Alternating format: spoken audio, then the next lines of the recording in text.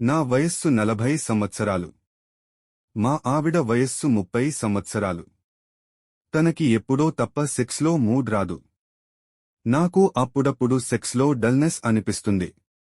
అటువంటప్పుడు వయాగ్రా బిళ్లలు వేసుకుంటాను. దాంతో సెక్స్లో చక్కగా పాల్గొంటాను.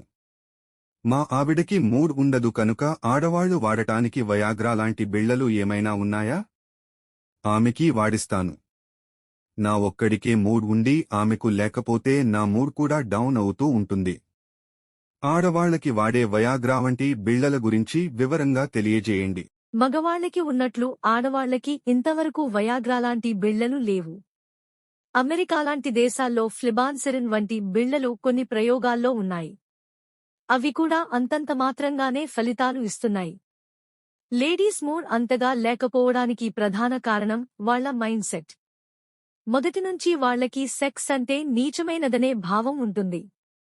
అంతేకాకుండా తమకి సెక్స్లో సుఖం అందించే బాధ్యత భర్తదే అనుకుంటారు.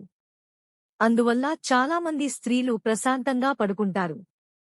కాని సెక్స్ అంటే సమభాగస్వామ్యం, సమభోగం. ఇద్దరూ సమానంగా స్పందించి సమానంగా ఒకరినొకరు ప్రేరేపించుకుంటేనే అందులో సుఖం ఇద్దరికీ అందుతుంది. నేరుగా సెక్స్లో పాల్గొంటే సాధారణంగా స్త్రీలకి ఎటువంటి ఆనందం, సుఖం లభ్యం కావు.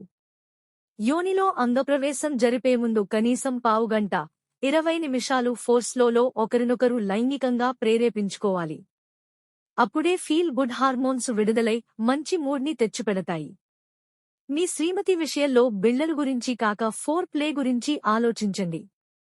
ముందుగా ఆమె ఎడల రొమాంటిక్ బిహేవియర్ చూపించండి. రొమాంటిక్ టచ్ అందించండి. రొమాంటిక్ ట్రాక్తో మురిసించండి. అప్పుడామె మీతో సమానంగా విజృంభిస్తుంది.